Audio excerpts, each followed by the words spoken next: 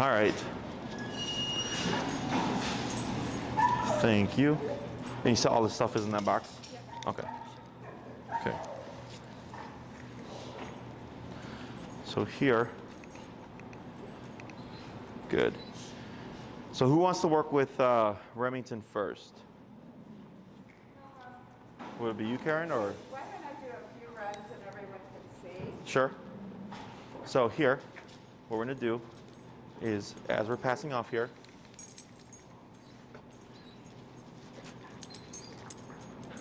I'm gonna calm him down 1 second.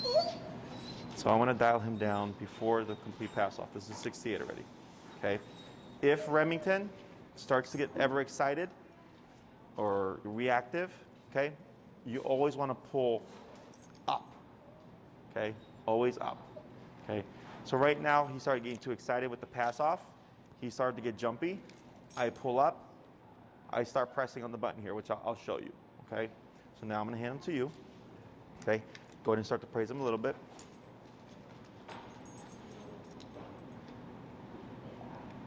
There we go, so all this is fine.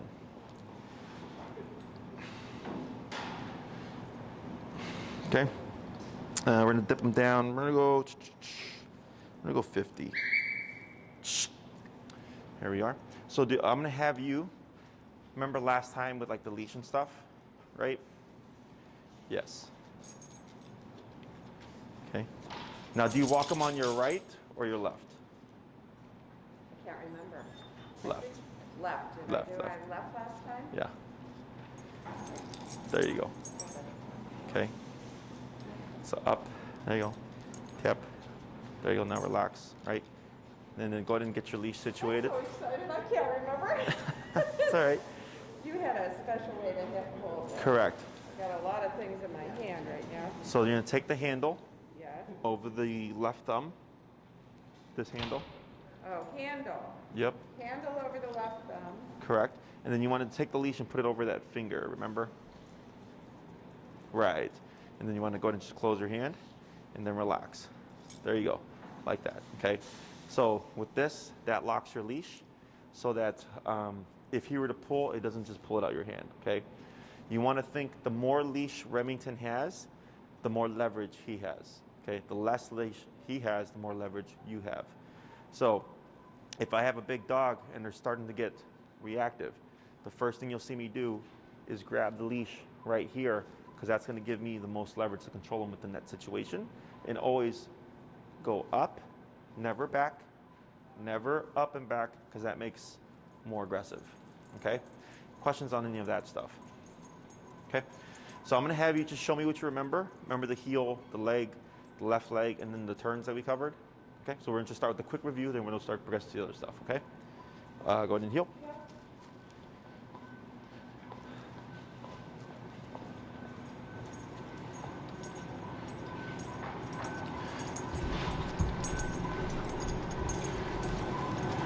Yep. Good pivot.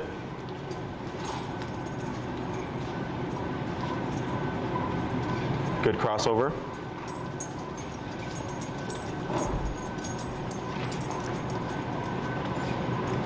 Good crossover.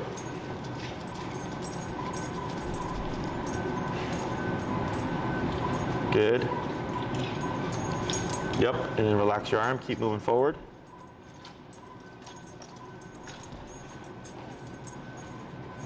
Good pivot, just a few more.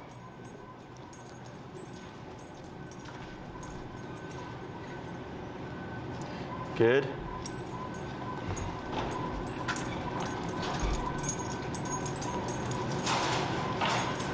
Tip. Good, that's fine. And this, I'm not gonna care about. He's only doing this because he wants to look at them. Okay? So once they're out the picture and you're like on a normal walk and stuff, that shouldn't be a problem. Okay? Heel. Heel. Good.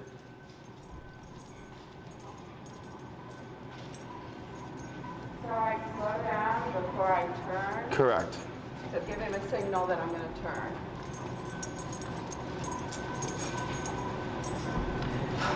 Good pivot, yep. And your first video is up, by the way. The other one that we did? I saw. Yep.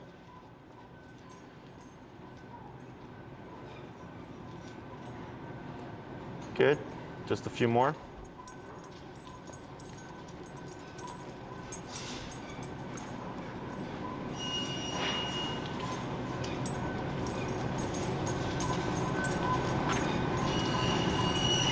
Good. So here, Remington knows more stuff. He knows more obedience, okay? But this is what's gonna help with the reactivity, okay? So like the lunging and barking stuff. So we have more footage. I'll probably have it up by end of this weekend.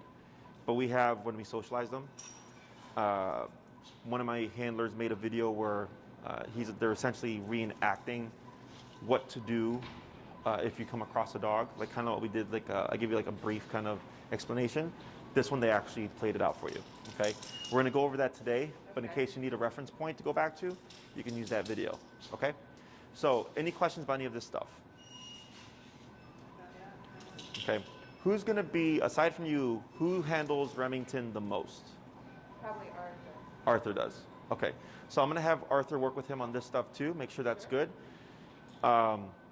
We can either, I mean, we have 2 hours, but it's a lot of stuff to cover.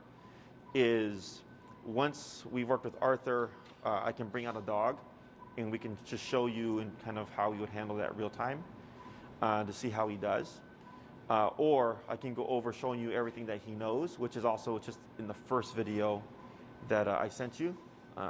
There's another one coming where he's being worked on the long leash. So it's all the same stuff from the first video, but then you see how far Remington has come along. You're gonna see the socialization stuff, and then you're gonna have a video where it's Remington and then them walking with the dog and explaining this is what you do in a situation when you see a dog, okay? So if we don't cover all the obedience stuff today, it's okay because you still have it. My suggestion is we go over the behavior stuff because that's obviously the reason why we're here. Otherwise, it's completely up to you on what you want to cover after that. Okay. Okay?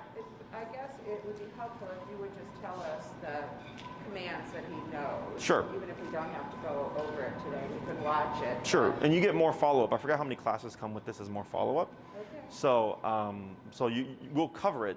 So there's always time to do that. But at the end, I can show you just, sit down, stay, come, place, heel. 6 commands. Okay?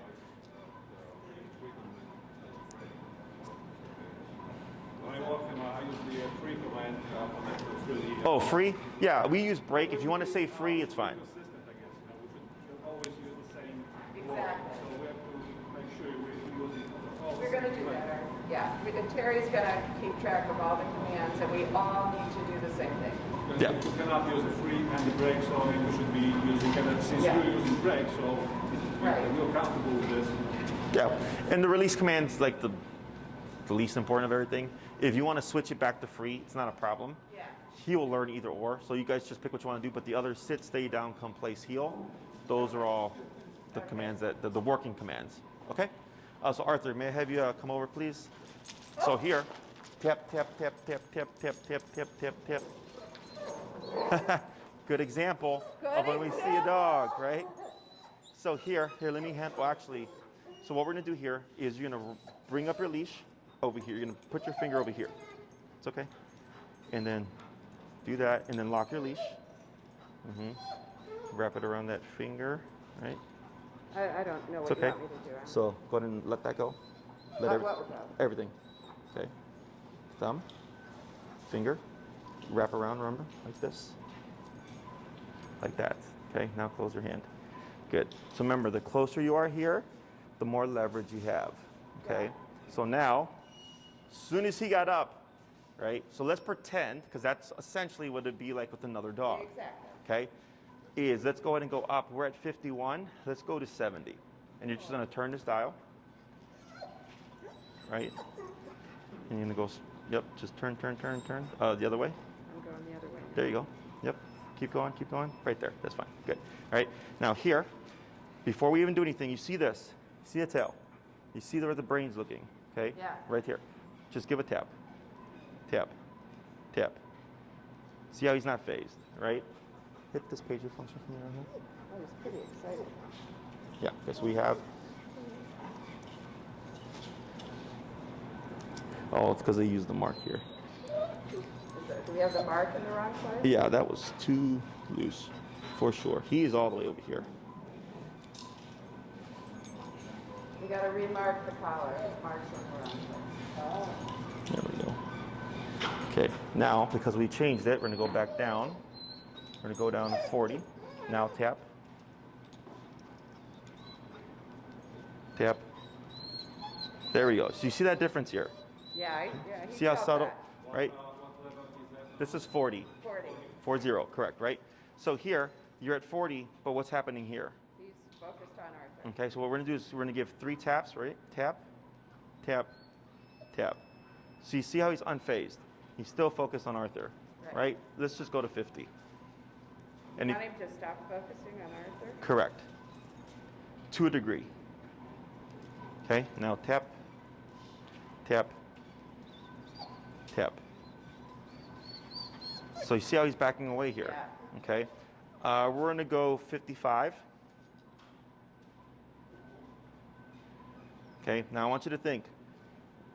Whenever he moves, if it's forward, you want to think up.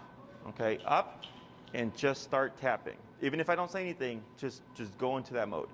Because I'm trying to make you ready for, like, if you turn, you see a dog, you're just doing these responses automatically. Okay, so go ahead and stand up, Arthur.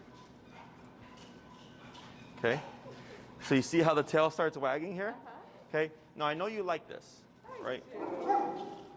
But this is part of the problem of reactivity. Okay, it's called impulse control. So I understand positive thing, right? That he likes Arthur so much. Yeah. But dogs aren't like humans where I can have impulse control with one thing and not another. Okay? Dogs, if there's no impulse control across the board, it's just no impulse control. Okay? So for you, you might excuse this to Arthur because it's Arthur, right? Everybody does. But for Remington, he's like, well, if I can pull to Arthur, why can't I pull to a dog? Does that make sense? Yeah, because, I mean, I couldn't stop him there. He was dragging me. Right, okay. So this is where we have to start changing things, okay? So here, like for us, like when somebody would come out, he would wag his tail, but he wouldn't be like this because we didn't allow him to ever do that. It was always corrected. So he goes, all right, when I'm with Jesse, Brianna, Corey, or Enrique, I have to behave myself. So then when we bring a dog in, he's like, well, I can't even do it for them. I'm not going to be able to do it with the dog. Okay? So it has to be consistent. When you create gray area, you're just making life harder, both for you and Remington. Okay? So now go ahead and just take a step forward, Arthur. Good. Tap, tap, tap. Hold right there. Tap, tap, tap. Okay, so you see how he's still too focused, right? You want to relax a little bit here? Go ahead and bump it. Let's go to 63. Remington, just chill. Arthur's going to go. 63, you said? Yeah. Tap, tap, tap. So you see how he's still not phased. Okay, because what we're looking for, what we need Remington to do is this. He's stuck in this. Can you see that? Yeah. Okay, so we're gonna try it again. We're not gonna bump it quite yet. We're gonna go tap, tap, tap. There we go. So you see how he's starting to back off a little bit, okay? Just one step. Okay, hold right there, tap. Okay, tap. Right, there we go. So right here, he's conflicted. He wants to go, but he knows this is gonna happen. So then you start to get the whining and the fidgeting, okay? All this stuff is normal, okay? Now you can't feel bad about this. I can't. You can't. I can't, okay. You can't, okay? Because why? Well, because we have to train him not to run and pull and jump and, yeah, we've got to be in control. Yes, okay, you have to be in control because Are you listening to this, Francisco? because of reactivity. Yeah, no, we're gonna do it with the dog. I mean- But if you can't do it with this, why are we gonna bring a dog out? Yeah, if he's going to drag me Yeah. through Arthur. This is an easy part. This is easy. This is something you, Reality is, yeah, this is pretty something, different. exactly. This is something that you can do inside. Yeah. Because remember, we already know how to do this with dogs. It's no problem for us, right? And that's why we had no problem with him. Like we brought a dog right here to him, sniffing his face, going underneath, sniffing him, no problem. Really? Yeah. So, but because we've been putting rules, right? No rules leads to what you had before. Okay. So here, like let's say every time Arthur came over, right? And you did this. This is very good practice for you or for anybody. Super easy. Don't even have to be outside. All you need is a leash and the collar. So that when you go outside and you're like, oh, there's a dog, you just do what you would normally do like if you saw Arthur. It's the same kind of, Don't take it personally. it's the same handling. Okay? I'm feeling a training tool. Yeah. He's easy. He's easy. The humans are difficult. Okay? Yeah. So here, go ahead and take one more step forward, just one. Just straight forward, yeah. Right there. Okay, now here, right, you see this? Yeah.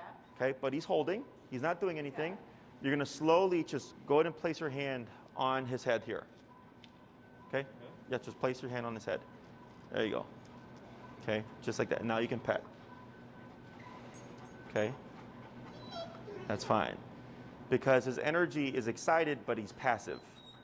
Okay, it's not like, remember when he first met you, how crazy he was and how mouthy he was? Because we weren't dialing him down. This is the difference here. Okay, give one tap here. 1 second, yeah, one tap. Tap. There we go. There you go. So you see how he hugs in closer? Yeah. So when we're dealing, if you put this in reactivity mode, when we're remoting, we want the dog to move backwards. Because in the moment, he's moving forwards. So right now, we're at 63, okay? Think of that as a reference point. Right now, you're at 63 just to keep him calm to see Arthur. So they think this will be so-called the working number when you were... Potentially. Okay. Potentially, right? When there's something going on like a dog or another person he's very comfortable with, okay? Because our working number before was 40. Yes, but was Arthur here? No. See the But I difference? meant just when your normal day was 40, and he understood what he was supposed to do. Right. So, but what I'm trying to educate you on here is the variable of reactivity. Okay? Is right now you're at 63 just to tame him to see Arthur. I would think if I see a dog, I'm already at 70. Does that make sense? But we have enough time to adjust. Let's say you're at 40 and then you see the dog, so you adjust... I just right away. Okay. You see a dog, don't even wait. Okay. Because if the dog comes, Have time to- Because it happens so quickly and you just cannot predict, oh sure. Then the next thing I do there is if I go outside and I go, I can't predict the environment, I'm already at 70. But you're not. If I don't have to, no. But I'm already there. Yeah. Because like you said, if you turn the corner and there's a dog, exactly, you're just already there. And this is, again, just general idea. It could be 95. We're going to figure all that out. So at the beginning, it's probably better to have the transmitter at the higher level, so he knows that when Exactly. there's a chance, it's not with the idea. Yeah, not a good idea. Correct. Because there's Or even pulling. yeah, actually, my preference is I just go higher because you do less. But people, because they feel bad, go lower, but then they do more. Does that make sense? Yeah. But It will go down as he, with the numbers as he lives, right? mhm. And then the other way around, as you said, right? Correct. So you His behavior dictates the number. I don't choose these numbers, right? Earlier was doing nothing until we hit 63, and all of a sudden it was much better. Does it make sense? He chose 63. If he would have responded to 15, we'd be at 15. Okay? Let's go ahead and switch. We're going to hand the leash over to Arthur here. Okay. Okay. You're okay. And then go ahead and just pull up, Arthur, on your leash and tap. He doesn't have that. Okay. This one here, the bumpy one. This one right there. Yep. is So just tap. on top. And this is the Don't worry about that one. Okay, just that one. So tap. Okay, and then relax. Relax. Like that, okay? So whenever you hear me say tap, you're gonna press that button one time. So if I say tap, tap, tap, tap, tap, tap. Okay? So here, see how he's very anxious?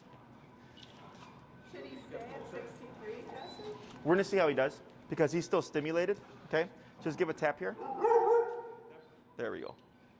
Okay? And you see how you went from this to this? Should I say the word cap? Oh no, that's just for me. Yeah, you don't have to say anything. Okay? So I'm gonna show you how to hold the leash here. And we're gonna review essentially what Karen did right now. Is you're gonna take your leash, the handle, over your left thumb. Like that, okay? You're gonna take this leash. Okay, this is thumb here. And then this one. Okay?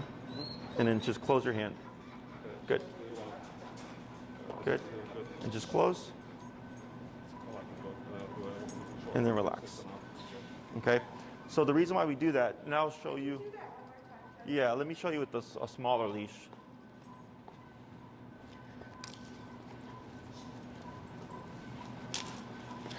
So we got, okay, like that. And then you just go like this. Okay? One more time. So open, like that. And then close like that. Yeah.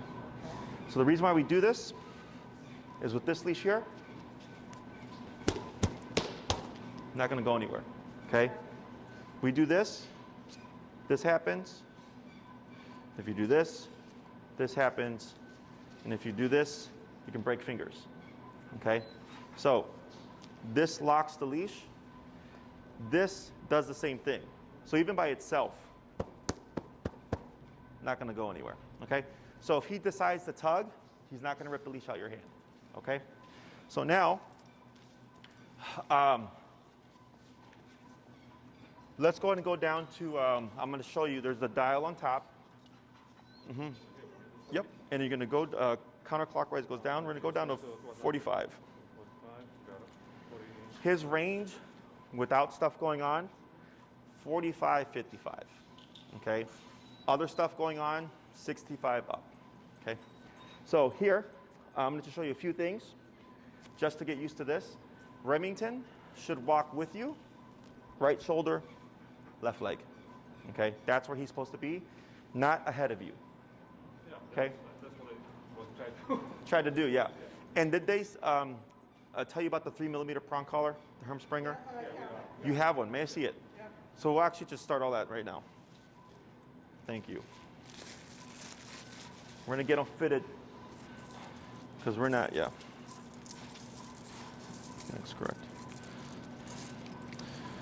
We're going to just get all this stuff situated for you because this is what's gonna give you the most control.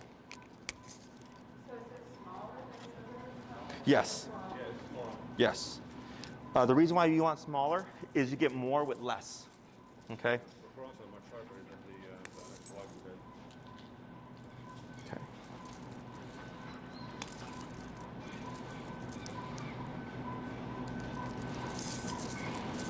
Oh, you do that crap. I'm doing this a really long time. Practice.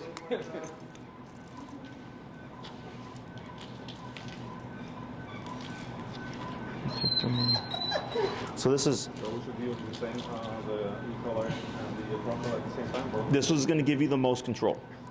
Okay? And you want to have your prong collar above, and I have a video on this I'll send you. Here. Okay? So like right behind the ear. Right behind the ear. Yep.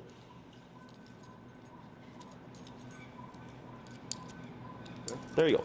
Cool. So now, prong collar here, most control. So even if you were to go turn a corner and Remington were to pull, right away, it's going to stop him. Versus Here, he does this, and then he does this with his chest. So it gives you the least amount of control. So it should be prong collar, e-collar, okay, underneath. And I'll send you a video. So the e-collar will help keep the prong up. So if you ever see the prong coming down, because it's the prong, this one, the way I fitted it, is too loose. It's one prong too loose, but if you use it with the e-collar, it's going to be just fine. Okay, and these are your extra prongs. So what we're going to do here is the word we use for walking is heel. Okay. I have a question. When we start walking, we always use heel forward. Correct. You'll say, Beginning, oh, heel every time you stop to walk. Okay? every time. Every time. So like this, right? So I'm with Remington, heel, left leg. Right now we're walking. I'm walking. I stop. Remington should automatically sit. We do not say sit. Okay? Heel, walk again. Every single time you stop to move. So we always should coordinate the walk with the heel. Correct. So when Remington is in heel, he should be like this. Okay? He shouldn't be over here. He shouldn't be over here. He shouldn't be over here. He's right here. Okay? Free. Now Remington can pee, poop, sniff the ground, roll around. So Now he's. on the one page, free or break? Yeah, which word do you want to use? Oh, you've been using break? We use break, yeah. Yeah, let's stay with break. Okay, so break. Your job is done. Pee, poop, roll around, have a cigarette, whatever, right? He's on his own time. And then when you're done, heel. Now we walk again, okay? So Remington is either working or not working. Think of it like that, okay? When he's on break, he's not working. When he's in heel, he's working. And there's no exceptions. Don't say heel and then Remington do this, because that's you're untraining him, okay? He should be right next to you, no problem.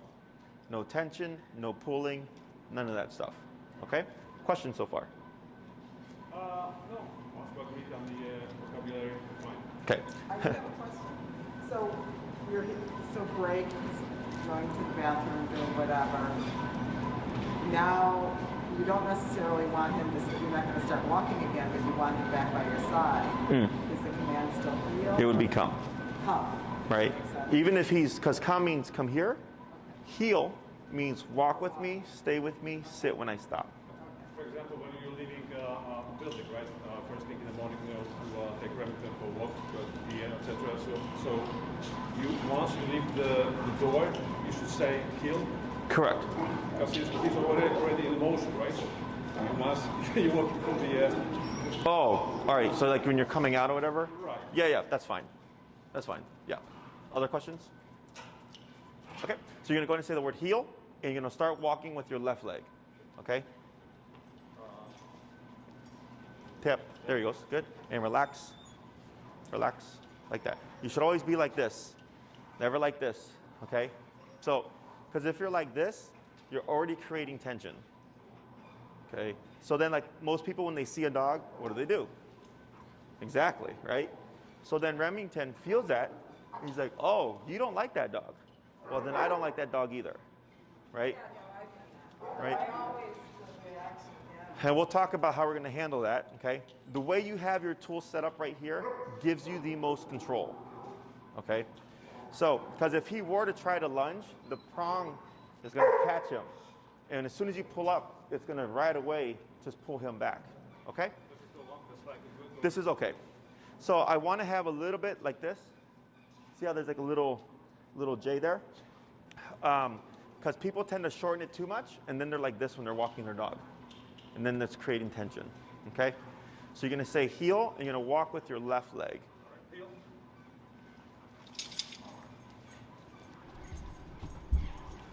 Go ahead and slow turn to your right. That's good. Now forward.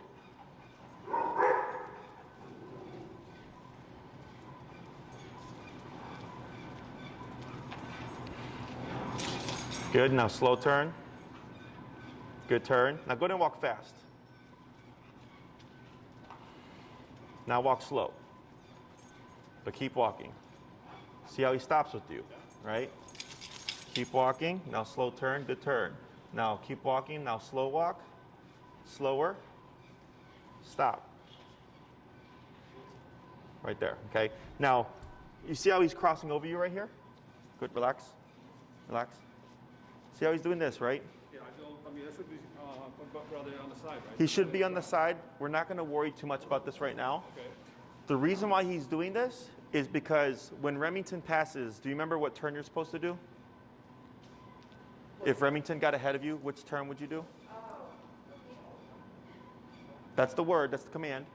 But what turn? What turns? Oh, yes. Remember, you do the U-turn, okay? Now relax. In order to correct Remington to go back. Don't worry about that. Yeah, because it's gonna be a lot of stuff. That's tiny problem, okay? Here, the reason why he's like this is because he thinks you're gonna do this. Does that make sense? He thinks you're gonna turn, so he's just putting himself a little bit ahead of you so that he can see it sooner rather than later, okay? So it's okay. We're not gonna worry about this problem right now. As you work with him, this should go away. Because right now he's just excited. The other thing is, where is he looking at? Right? That's the other part of it. So he's either passing you because he knows you're gonna turn, or he's doing this because he wants to go closer to them. Small problem right now, okay? We're gonna see how he does once you take him home. This goes away, nothing to worry about, okay? I tried to correct the same way you did, but probably the number was nothing else to So if you're trying to correct this, bring him back. let me see here. Tap, tap, tap, You have to tap, help him with the like that. movement. Now relax, okay? So what I did there is I grabbed closer, because remember, the closer you are here, the more leverage you have. And when you tapped, when I pulled back, it was guiding Remington like this. And then once he gave it to me, we relax. First we work with the leash, then that tap or the other way. First, I apply a little bit of the leash pressure and then the tap, okay? And the leash helps Remington know where to go. So if you pull up and you tap, Remington knows to do this, okay? If we go down and tap, Remington knows to do this. Does that make sense? So as you learn the other stuff, it'll all make sense there. So heel, left leg.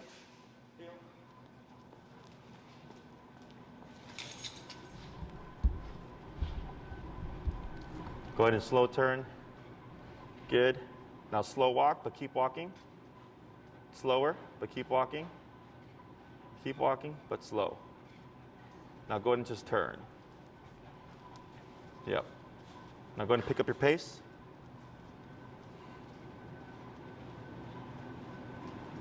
Go ahead and turn again. And slow to a stop. Right? So here, he did that thing I was telling you about, right? So go ahead and try to fix it. Right. Try to fix that. So here, back, yep, tap. Now right there. Now relax. Now forward a little bit. Right there. Now relax your hand. Now take one little step back. So the reason, and this is because I told you to go up, right? Remember, you go up when Remington goes crazy. Okay, if he's excited to see somebody, or if he sees a dog, you go up. Here, the reason why he started barking is because he was already sitting. Up means to sit. You want to go back. He wasn't expecting this to get this from me. Yeah. I guess. So as soon as you went back and you tapped, he moved backward. He actually calmed down. So it's important to just do a quick tap, right? It's not hold the button. No, and it doesn't matter if you hold it because nothing happens. So we started the process with the leash, and Uh-huh. then we get help from the With the transmitter, but then also because Remington was forward, you had, instead of going up here, you would go back because you want him to go like this, okay? But if Remington is being reactive or too excited to see someone, you go up because up, yeah, sit. So when we go up, it de-escalates, okay? Bark, bark, bark, bark, bark, and you pull up. Bark, bark, bark, bark, bark. Calm. When I walk in, I'll shorten the leash to that position, not fully, but like to make it really short. Quick. And then up. Yes, okay? And you should see them just relax, okay? We're gonna do this a few more times. Go ahead and heel.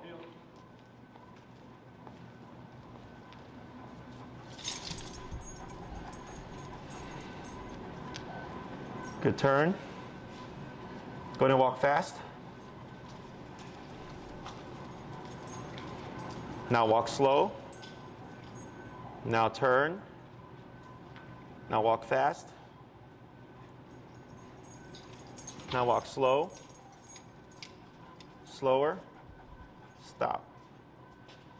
Okay, so you see I was ahead of you, right? So now, now up, you're gonna move, you're gonna pull back, tap, tap, tap, there you go, right there, and then relax, like that. So every time Remington gives you what you want him to do, always relax, okay? When you pull up or back, you're putting pressure. So if you never take away the pressure, he doesn't know what he did right or wrong. Right. Okay, so pressure on means you need to change something. Okay, pressure off means you did what I wanted. Okay? Okay. Heel. Heel. Good turn.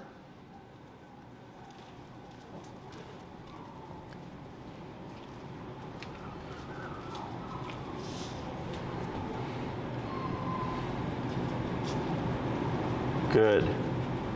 And then go ahead and come down to a stop right there. Okay, now very important, that's perfect, right? Very important, Good job.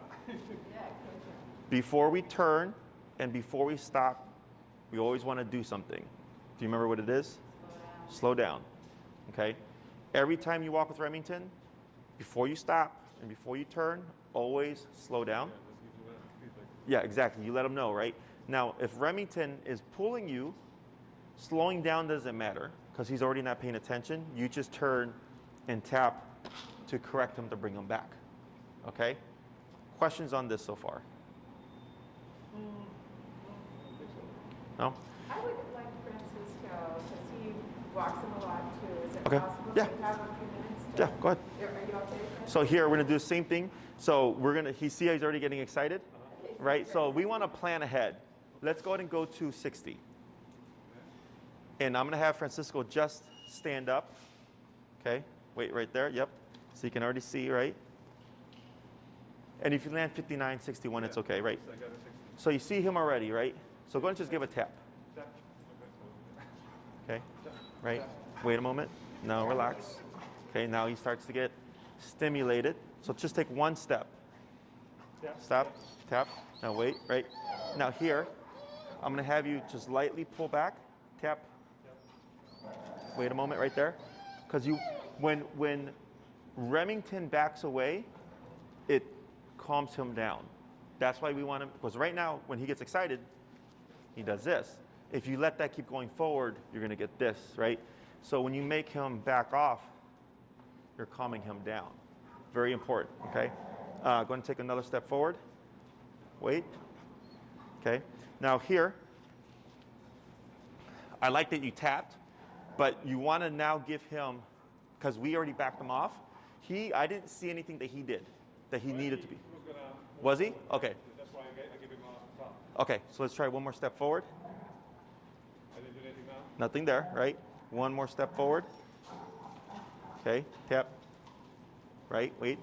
Because, right, he's still doing this. He's calmer, okay? Now, just put your hand on top and pet. Okay, this is the importance, yeah, nothing here, right? This is the importance of calming him down. Okay, remember last time when we didn't calm him down? How stimulated he was? Yeah. So this is again, very much like reactivity. Very similar. Okay, now let's go ahead and give Francisco the leash. I need to transfer power. Yeah. Oh, and then remote. So then here. So last like that. Mm-hmm. And then like that. Perfect. And then just close your hand. Like that. Okay. There we go. We're going to go down. So here. It's got to go on this side, right? Correct. So you can just walk behind him. Work on the right side too? Oh, you want to be on the left side. So here. There you go. Go like this. Stay where you are. Pull to your left. Tap. Tap. Tap. There we go. So maybe I shouldn't give him that much Tap. leash. You can take a little bit more. There. Now pull straight to your left. Tap. Tap. Tap. There we go. Wait a moment. Now up. Tap. Like that. Okay, so you see how that leash guides him, right? So the tap motivates Remington to move, the leash shows him where to move, okay? So now we're at 45, so you're gonna be worried about this button here. Okay. This changes your number, okay? So on the front here, you have your screen. Okay. Clockwise goes up, counterclockwise goes down. Okay. Okay, if I say go to 45 and you land on 43, not the big deal. 47, not a big deal, okay? Because if you try to worry about exact numbers, you're gonna be stuck like that. Well, if I'm walking him, I want to have him like at 7. Right, but right now, we're not outside. How long they use this if I have to? Like if another dog. If another dog, Another dog. or if he does anything he's not supposed to, right? So like, let's say Remington forgets to sit, right? It's not a bad thing, right? Who cares? He didn't sit. But you have to think about the bigger problem. Because if he thinks, hey, I don't have to sit, I don't have to walk next to you, I don't have to do this. Okay, I understand. Yeah, so, because most people tend to think, I only use this when the dog's being bad, right? But then there's other things that you can correct, and then you don't even see the dog being bad. That's how we work. Does that make sense? So you have both. Sometimes you're gonna turn a corner, there's gonna be a dog. Yeah. You can't plan for that. But if you've been correcting them for little things, you're not gonna see the bigger things, okay? So here, very simple. You're just gonna say the word heel first, and then you're gonna move forward with that left leg, okay? Heel. Heel.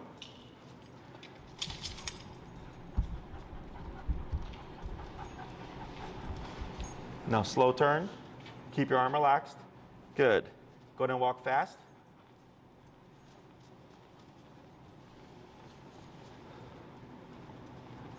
Good, now slow walk. Now slow turn. See how he turns with you, right? Good, now walk fast.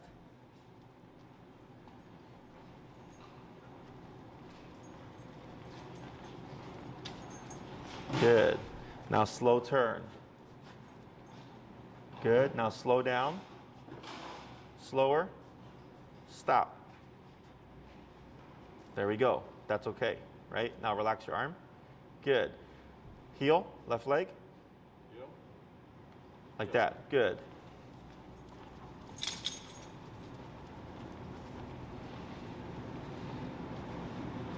Get ready for your turn.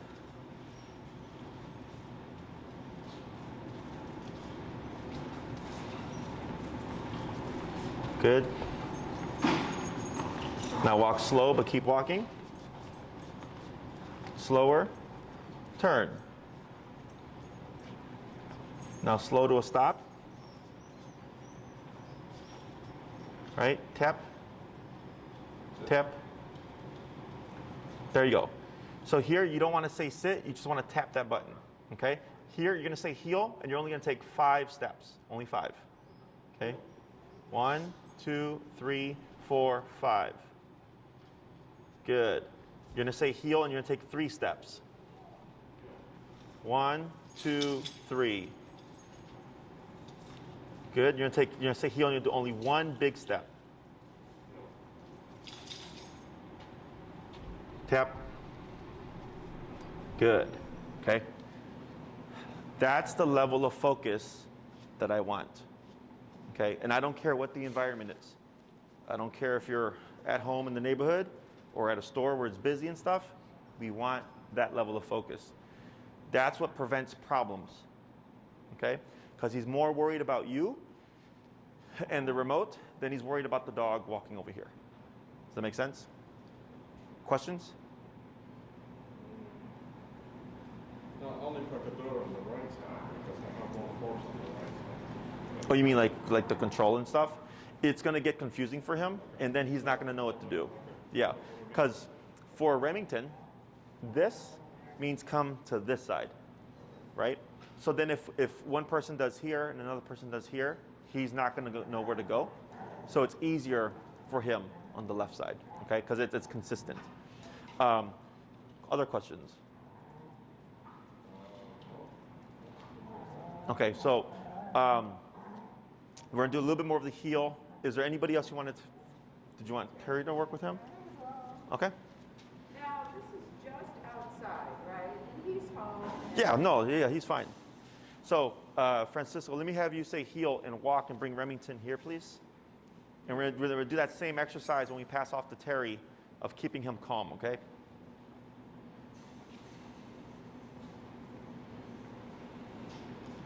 then slow to stop. Good. Now here, right, we're gonna watch Remington. Go ahead and stand. Right? So the tail starts to wag, right? Where's his eyes? On Terry, right? So we wanna assume there's gonna be a problem. What number did we use for you? 60? 60, let's go ahead and go to 60. So you can just use the dial. What is the highest number? 127. 127. But you have to use Oh, for him? Oh, no. I think the highest was like 80, 90. I'm sorry. The highest that goes is 127. The highest we've gone is 80, 90. That's when we had a dog right here. When you had a dog in this case. Yeah, because we have to assume, right? Because the longer he does something before we get to that number to stop him, the more rewarding it is. But if right away he goes and 80, he's like, oh, don't want to try that at all. Okay? Go ahead and take one step forward. Right? So you see how he's staring? Tap. And wait a moment. You see how he turns the other way now. Okay? One step forward. Good. Another step forward. Wait a moment. And you see how this is getting easier each time? That's what I was saying. Like for the reactivity, it's almost the exact same process. I don't even know the top right now. Right, because he's holding. Yeah, because as long as he does nothing, we do nothing. That's how this works. So for Remington, he thinks, if I get too excited, tap. If I stay calm, nothing. Okay, same thing with dogs. Exact same thing. Okay, one more step forward. Right, good job. And you see how quick it is. Okay, so this is why the number is so important. Because He doesn't associate that thing, though, with somebody he knows coming No. toward him. like it's not going to make you a negative. Okay. That's what people get concerned about. He's just learning if I approach someone in this manner, there's a correction. If I approach them calmly, nothing happens. So it's not that we're not giving him an option. He has an option. It's just one of them isn't allowed. Okay? So now go ahead and reach to pet him. Yeah. It's that difference. This is why keeping him calm is so important. Okay, and I know Remington's gonna get excited, like if you play ball with him or if you play with him, right? But when we're on a walk, I don't want this kind of dog, because this kind of dog becomes this kind of dog. I want a calm, focused dog, because then it takes steps before they go into reactivity, and then it's easier to stop. Okay? Let's go ahead and hand the leash over. Tap. It's okay. Tap. Now relax. Yep. Good. Now continue with the pass off. Almost. And then you're going to put it around that finger, not the other one. Yep. Like that. Now close. Perfect. Yeah. Like that. I can grab more of it. What you would do here is you would just pull this down and slide that through like that, and then close it. So then you don't end up with so much leash in your hand and your hand gets all cluttered. Okay? And then we're gonna pass the remote. You can let the left hand on there you go. It's okay. Right? Now go ahead and walk away and just let her handle it. Tap. On the bumpy one, tap.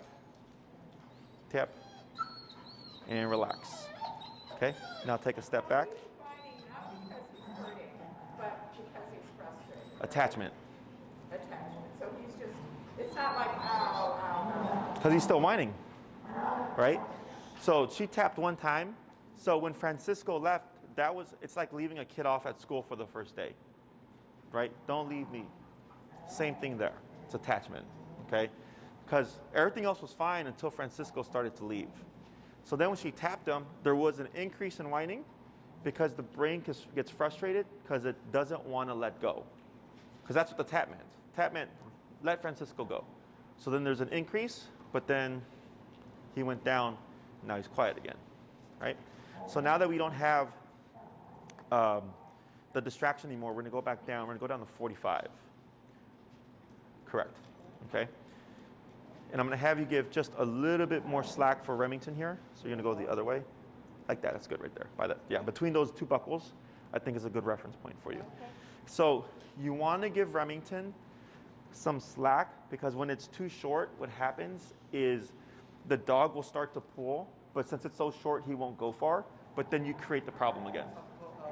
Yeah, you wanna be able to see Remington leave even a little bit. so you can correct it if needed, okay? So go ahead and just relax like that. So whenever you walk, you should be nice and relaxed, right? No one wants to walk like this. This is uncomfortable, okay? You want to be nice and relaxed. So you're going to cue the word heel first. You're going to move forward with that left leg, okay? Heel. Keep relaxed. Yep. Just keep forward. Good job. Now slow turn. Good turn. Go ahead and pick up your pace. Now slow walk. Good. And then turn. Now slow to stop. Good. Right? So it's like you're walking nothing. Okay? Which is a weird feeling for people to get used to in the beginning because they're so used to this, right? So what does this tell you after you leave here, right? If you're walking with Remington, it should feel like you're walking nothing, right? If you're walking Remington and you feel like, hey, this is like before, pulling, we're doing something incorrectly, okay? Number is too low. We're not correcting them because remember, when Remington goes ahead of you, always pivot and tap to bring them here, okay? And this is explained in the video that Enrique did in the beginning. And I still have the first one that we did, so that one will help kind of clarify things a bit more. But when you walk with Remington, it should feel like you're like walking nothing at all. So if you do feel something, something's wrong. And I would most likely expect if I feel Remington pulling, I'm gonna see reactivity because that's where it starts, okay? Heel.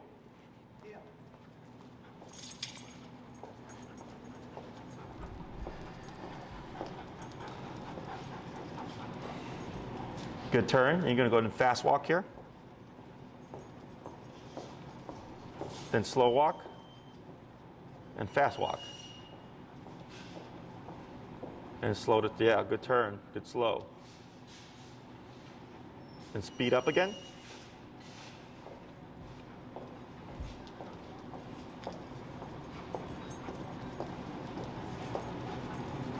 Good turn. Now slow to stop. Good. Now you're going to say heel and do 5 steps. Heel. Up, it's okay. 1, 2, 3, 4, 5. I tried it with the wrong leg. It's okay. You know, you got to get used to it. Heel, 3 steps. Heel. That's fine. Okay. Now you're going to say heel and just going to walk. Heel. Yep. Good.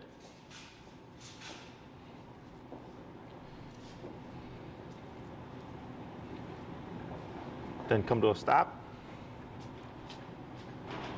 Good, right? So you see how easy, just from Karen to Arthur to Francisco to you, how it just transitions, right? This is why I insist people do e-collar, because it's easy. As long as the number's right and everything's the same, just transfers, no problem.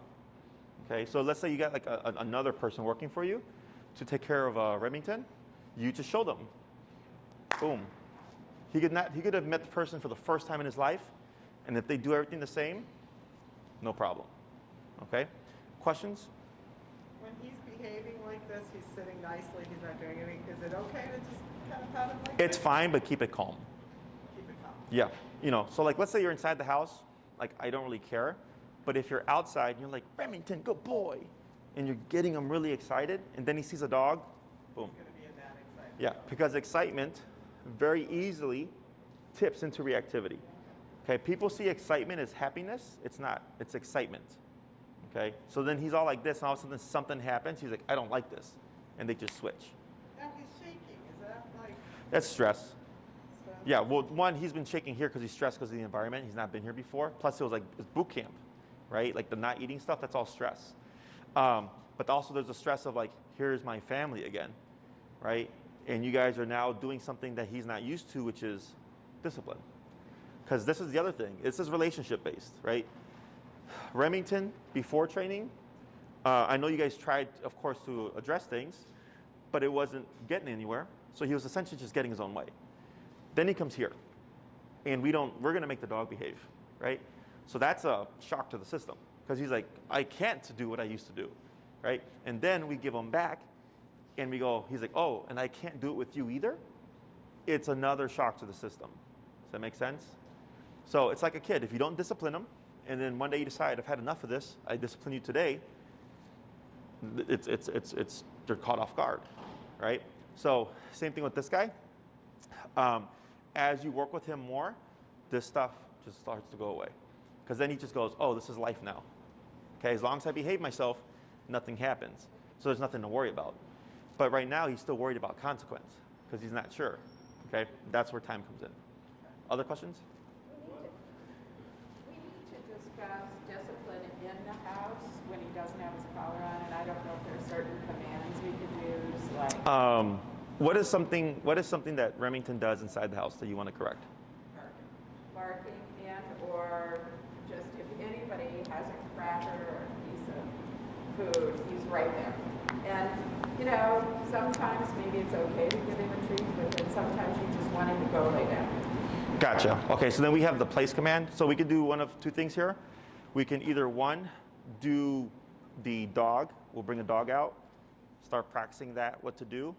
Or we can go through all the other commands he knows. Well, if he knows it, if you could just, we don't have to go through it.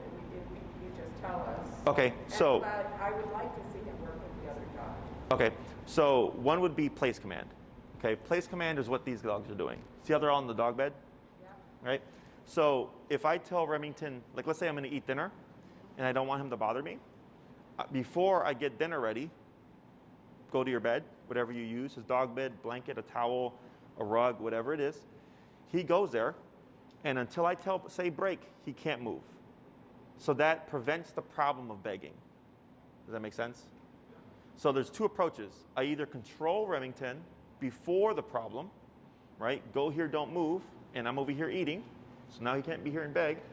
Or when Remington comes to beg, you correct him for the behavior. Okay, meaning like if he has the collar on, when he comes to beg, I just press the collar and it's like biting Remington. He goes, oh, I can't beg anymore. And he leaves. Okay, but the problem with that approach is that the dog can become, or the human can become more dependent on using the collar. Exactly. Yeah, and so I have other videos I can send you. What we use is, what I have people do is a bonker. It's just a rolled up towel, okay? And you usually just bonk the dog. So when if Remington is starting to come like, hey, what do you got? Right there, I would correct him. And he's like, okay, I don't care anymore, okay? But the problem with the bonker is people feel bad because it's physical. They feel like they're hitting their dog. But I tell them dogs bite each other. Like this is a dog bite, okay? That's 10 stitches, okay? And this is because the dog didn't want to go in the kennel. Didn't want to go in the kennel. Simple, right? Like, why would you get aggressive with that? I don't know, he's a dog. But that's why this happened. So for him, you know, even though he looks like Remington, a well-groomed, what is it, a golden doodle? Yep. And very cute and fluffy, doesn't mean he's not driven by primitive instincts, right? So if a dog comes up to him, what happens? He stands his ground. Yeah, he becomes aggressive. He's becoming defensive. And you're seeing that side of him, right? So physicality, even though as cute and fluffy as he is still a part of his code. But people, when they see a dog like this, they don't see that. They have a hard time making that connection. I'm like, because he's still a dog. He just looks like a very cute and fluffy dog, you know, as opposed to like a Rottweiler or a Doberman, right? Or a Pit Bull or a Cane Corso, like all these power breeds. And the way they look make people want to back away because they don't look cute and fluffy. Does that make sense? So here, the bonker is simple. You know, you can have a couple of them, and the moment you think he's thinking about begging, you correct him, okay? And then he goes, okay, when I try to go beg for food, you bite me, I don't want to beg for food anymore. And eventually, you don't have to do anything. So the difference here is, when I tell Remington, go to your bed, he can't even beg in the first place. He can't move. But he never learns to not beg. Does that make sense? Yeah. So it's like, for me growing up, let's say my mom was having friends over, Jesse, go to your room because I was a loud kid, right? Or because that prevents the problem. If Jesse's in his room, he can't be loud around my friends. Or I'm allowed out with her friends, but when I'm loud, she disciplines me, maybe just like spanks me real quick. And she goes, you can't be loud. So now I learned how to be with my mom's friends without being loud. So I learned to coexist. Does that make sense? Yeah. Same thing for this guy. I don't care what answer you use, they're both valid answers. Okay, but don't expect putting him on the bed to teach him not to beg. That's the difference. Okay? Other things inside the house. Was it the barking? What is he barking at? You hear somebody at the back door or whatever. Here, we're on the 9th floor, so you might hear the elevator, you might hear them taking out the garbage, you know. He hears something. Okay. How often does he do it? All the time? So, one of two things. One, now that if you walk him like this, a lot of times this brings down the barking. Because it's usually a dog that's just overstimulated, no structure, okay? If the barking keeps happening, same concept, you just bonk him. Okay, because now he's learning if I bark at the garbage, if I bark at the back door, if I bark at someone walking down the hallway, if I bark at a noise outside, bonk, bonk, bonk, bonk. We try to bark collar. Yeah, that just, but then he's gonna become dependent on the bark collar, right? It what? He'll become dependent on the bark collar, so without wearing it, he's gonna bark, right? So the thing about the bonker, the reason why that's effective is because it's tied to you. Is that the same as spraying with a bottle of water? Yeah, but the bottle of water is not that harsh of an aversive for a dog, right? Because remember, you always have to relate things to a dog bite. So, would you rather be sprayed by a bottle of water or get bit? Yeah, you'd take a bottle of spray, right? So same question here. If you were to ask me, hey Jesse, would you rather get sprayed by a bottle of water or get bit? I would say, give me that bottle of water, because it's not that harsh of an aversive, right? So the bonker, because it's physically unpleasant. It doesn't hurt. It's just a rolled up towel, but it's uncomfortable. Dogs don't like things flying at them. It's more of a deterrent. Now, e-collar is a great deterrent, but the problem is he's going to become dependent on the collar. I see it happen all the time. So this I think of when I'm outside and I cannot control the environment. Or if I have like a bunch of guests coming over, there's going to be too many guests to work with, then I work with this. But if it's like simple things like begging, jumping, counter surfing, barking, I can use the bonker for that. Because I'm inside the house, it's simple. Every time Francisco enters the back door, he jumps. Mm-hmm. And jumps, and jumps, and jumps. Mm-hmm. So, and if he doesn't have the collar on, what is it, the bonker? The bunker, right? And Francisco can come in and you can have one right there by the back door so that he corrects him. Because technically it should come from him, because he's disrespecting him. You don't see it as disrespect because you like him, right? But would you let someone that you don't know jump on you? No, why? Because you don't, because it's disrespectful. Like, who does that, right? Oh, he's a cute little dog. He's not little. It's like showing his love, showing his love. Right, but remember, Verbal commands to go with that or no? so the reason why I don't say off, that would be a verbal command, is the way a dog brain works is if you say off and then you correct him, he can technically jump on you until you say off. Because you're thinking when I say off, it means don't jump on me, period. But not to the dog. He thinks I can jump on you, but when you say off, then you correct me. So I can keep jumping until I hear that word. And what I want is you don't jump on me, period, unless I invite you. Does that make sense? So we go travel, and the valets that are big men like Francisco, I think he equates Francisco to all these other guys, because he doesn't usually jump on people. Mm-hmm. But the big guys, he thinks I'm in, and so, but I can't carry a bonker with me on the back. Right, so then you'd have your, like if you're out on a walk or whatever, you'd have these tools. So then it would be like what we did just now, right? Is you shorten your leash, you have your number up already, and then you're pulling up if he gets out of line. Okay. Yeah, so the bonker is inside the home, is how I look at it. E-collar is outside the home, to make it simple. Now, if you're gonna have a lot of guests come over, and like you said, I don't wanna be bonking the dog in front of guests, your collar, okay? And if needed in the beginning, you can have a leash on because that gives you more control, okay? I already know how to do this stuff, so I can not need, you know, to eat leash and all that stuff. But you're having to learn and practice and see how it works. It's not going to be an ongoing, always. Eventually, he's going to learn. It's just not to do. Not today, or not. Within the home, yes. Outside, no. Okay, because outside is different. Okay, so in his mind, if you go outside and you see a neighbor walking their dog, you think there's a neighbor walking their dog. For a dog that, you know, primitive, he just goes, there's someone I don't know with a threatening dog, or whatever. Okay, tip, tip, tip, right there, and then relax. Good. Okay, because right now he's getting bored because you've been standing there for like 10 minutes, right? But it doesn't matter. It has to be that strict. Because right now he was going to lay down. Not a bad thing, right? Because it's not lunging and barking. He's not being aggressive. But for Remington, it's something outside of what you told him to do. So if he can do the little thing, why can't he do the big thing? Get away with that, so I'll try something else. Yeah, because dogs don't think like we do. Remember, you're rational, you're logical, you can break things down just like that. Because I'm sure if I didn't say anything, you probably would have just let him go, right? Because he wasn't doing anything bad. He doesn't get comfortable.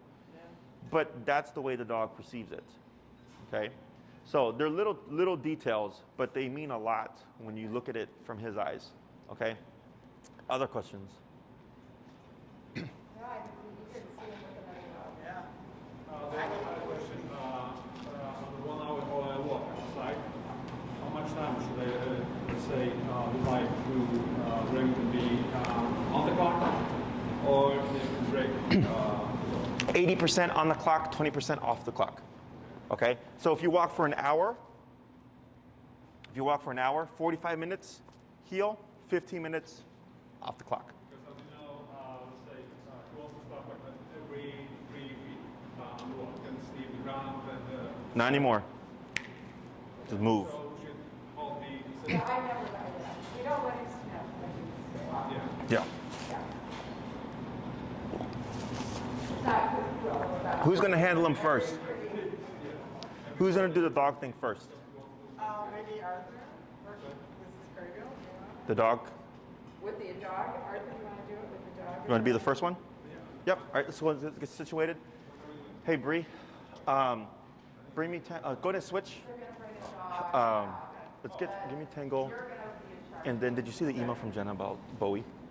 Okay. So just make sure you socialize him or whatever. Did he ever do his day 3 yet? All right, we got to get that done. And then muzzle for this guy.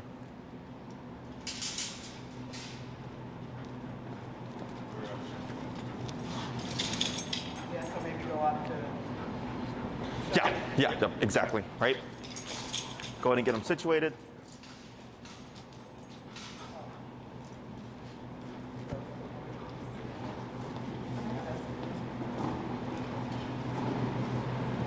Okay, go ahead and get Rem all set up here. So we're gonna take precautions.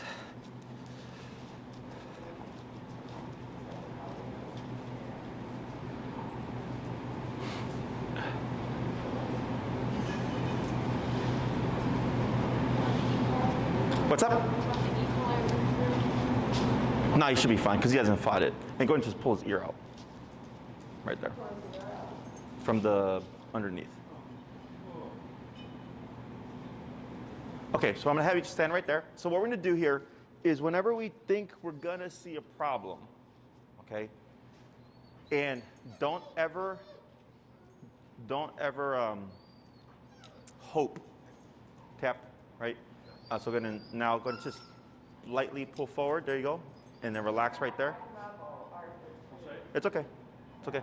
Then one step back, right there, okay? Because you wanna think, this is controlled, you wanna think uncontrolled, okay? So here, if I see a dog coming, even if he's behaving himself, I want you to assume there's gonna be a problem, okay? Because everybody goes, oh, the dog's being really good, hopefully nothing happens, right? And then something happens. So when you see another dog, what I'm having you do, so right now, Arthur, you're like this, right? Because when we're walking, this is how we want it to be. When you see a potential problem, you're gonna shorten like this. Okay, so go ahead and shorten your leash. But are we training if we're nervous about another dog? Yes and no, and I'll explain all that stuff, okay? So the reason for this here is if I have to pull up, I'm not going very far. If I have my leash like this and I have to pull up, I have to go farther. But then also, if Remington's lunging, look how far he can get away from me now. Does that make sense? Yeah. So then if I shorten it, and I'm here, that's as far as he can go. Okay, so logically speaking, you're limiting his range of motion. Okay? Now you said, are we making him more nervous of the other dog? Yeah. In the beginning, yes, until he deciphers what the problem is. So right now, if I brought out, let's say I bring, this is Tango.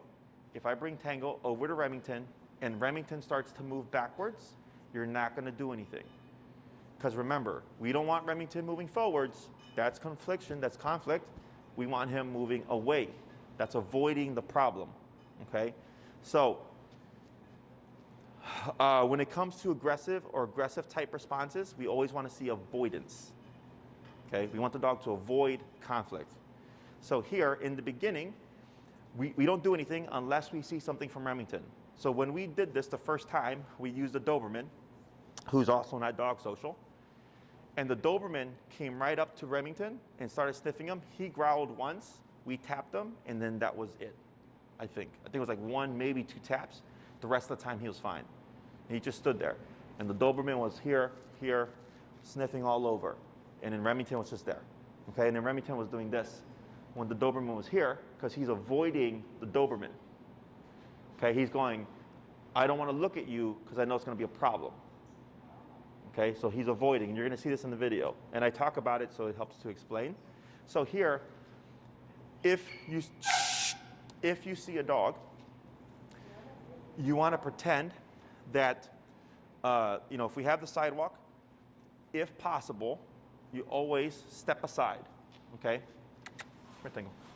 You always step aside, and we want to face in towards the problem. So I'm at the curb. Dog is walking here, and I'm like this, right, with my leash. And your job is to watch Remington and then to see what's going on here. Because sometimes a person might think like, oh, you're stepping aside with your cute golden doodle so my dog can say hi. Yeah, yes, okay. So I'm watching Remington because he's your responsibility, but then you're also watching here through your peripheral. So if you see someone approaching, we're training, right?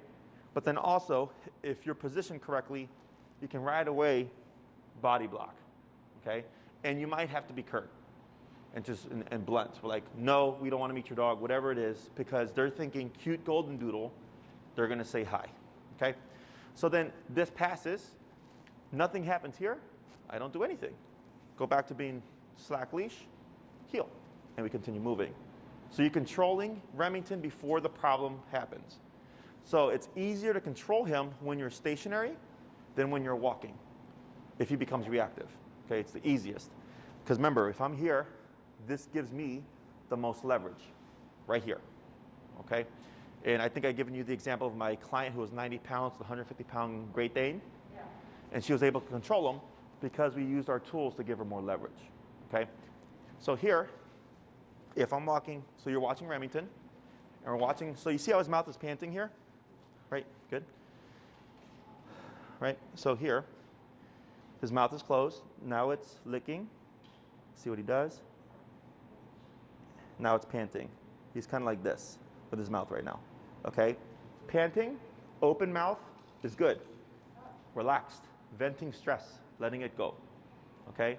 If he goes from panting to closed mouth, tension. I don't like what's about to happen or what is happening, okay? Lip licking, what's happening is stressing me out. So, yes, so let's say if I have Tango, right, and I'm going to pass by Arthur, so you see his mouth, it's panting. Okay, it might be a little hard to see, but it's panting right now. As I approach Remington, we're going to watch that mouth.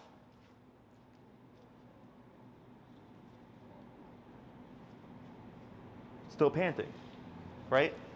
The first time, and I believe in the video, you're going to see him close his mouth, loading tension, okay? So right now, and actually he had showed interest in her when we were socializing him. Like interest in like wanting to engage. So, Like wants to play. yes. So here, Had Remington not liked her approaching, his mouth would have closed, okay? And then you would see, like, if I passed with Tango, his mouth would open again, because now the moment is gone, okay? So if you step aside outside and Remington is panting, and you're seeing or watching someone passing and you see the mouth close, that's when I think I might see something. Not that you will, that you might, okay? So now you have a heads up. Now you're kind of prepared, still relaxed. The dog passes, he goes back to panting. So what he just told you was, that stressed me out, but I got over it. What about if the other dogs, which is the opposite situation, bark at Remington? Yes. Creates lots of Tension, and yeah. then he just cannot comply, needs to bark at them as well. Correct, right? So, Which is technically valid, okay, in his world. So imagine if you're walking, minding your business, and someone just starts yelling and cursing at you and threatening you, right? You might get defensive. What's your problem, right? Same thing for Remington here. So the dog starts barking. He's going, I don't like this dog threatening me. I'm going to go back, okay? You can still disagree with it. What do you want to do? Shh. Straight up. Start tapping. If you're at the right number, boom. No problem, right? And what he's learning is if a dog lunges and barks at me, doesn't mean that I can do it in return, okay? Now, we have to be mindful though, because let's say that dog is lunging and barking at Remington, and we let the dog keep coming in close to him. Yeah. At some point, he's gonna go, I need to defend myself, right? So that's where we have to advocate for Remington and step in if needed, okay? Because I can only expect him to tolerate so much. So like I was taught growing up, ignore bullies, they call you names, don't reciprocate, tell an authority, tell a teacher or whatever, right? But if they start to hurt you, you can defend yourself. That's how I was raised, okay? So if a dog's coming in aggressively towards Remington and he's behaving and all of a sudden the dog is here, in his world, he's like, it's kill or be killed. It's not gonna be me, okay? Even though he's a cute, fluffy dog. He is driven by primitive instinct, okay? So here, if that happens, that's where we step in preventatively, tell the person to get their dog, whatever, or if I have to defend my dog in a physical, I've kicked dogs away because it's gonna be a fight. And it'd be either a dog gets killed, which has happened to people, or a vet bill, right? And then you have a bigger problem because then if he does get in a fight, he's like, this is why I get reactive, because dogs attack me out of nowhere. I've had 2 clients in this past year.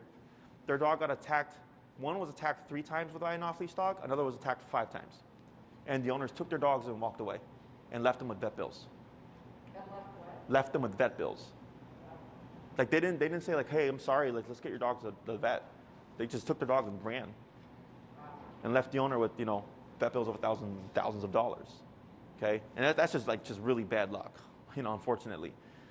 So people don't think that way because they think dogs are friendly and stuff, but because this is my career, I come across this on a regular basis of people's dogs being charged by off-leash dogs, being attacked, and then their dog develops behavior issues because of that attack, which makes complete sense. Does that make sense? Questions so far? Dusty, when you were coming with the dog, whatever her name was, Tango? Yep. Tango, and you were very close, there was no tapping going on, right? He did one tap because he was like looking and he came in closer, but technically he didn't need to. I think he did it just like preventatively. What about if Remington didn't have the muzzle on and you think it would be a safe situation because without the muzzle on? Like right now, there was no tension. Yeah. So we're doing this because liability, but like there's nothing, like if I had him longer, we did more work with him, could we get him to be social? Sure, because we've seen it. I know it's there. Yeah, no, But you look like a certain dog. yeah, You just don't know which ones. it has to be controlled. When Remington feels safe and controlled and he's not like this, you're gonna have success. But if a dog just runs up out of nowhere, he's gonna perceive threat. I can't teach Remington that the dogs charging him are not threatening. Because I don't even know that myself. Like I just gave you, a couple examples of people who didn't know that. So I think like he does in the sense of if a dog charges him off leash, and he gets defensive, I'm like, yeah, that's what I would expect from a dog. But I could control or prevent it, you know, if I can stop the dog preventatively or whatever, like stick my foot out. If I have to get physical and kick the dog away because I don't want to have a dog fight in my hands, I'll do that. And he sees this. So if I walk with Remington and a dog charges us and I kick the dog away and I keep him safe, he sees that. He's like, oh, a dog came to attack us and I didn't have to do anything. You did it. Okay? Other questions? So here, so let me have you try this, Arthur. You're gonna do heel. You're gonna just walk down real quick, and we're gonna pretend that we're walking on the sidewalk, and you're gonna step aside, and you're gonna do everything that I just talked about with like shortening the leash, and then you're gonna be facing the dog. Okay? So heel.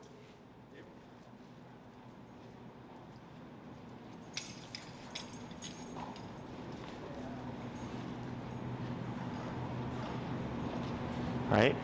So then you're going to step aside.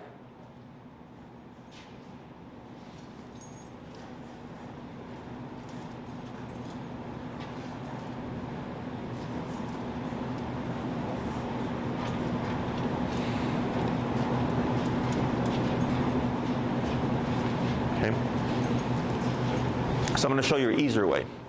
So for walking, I see dog coming, right?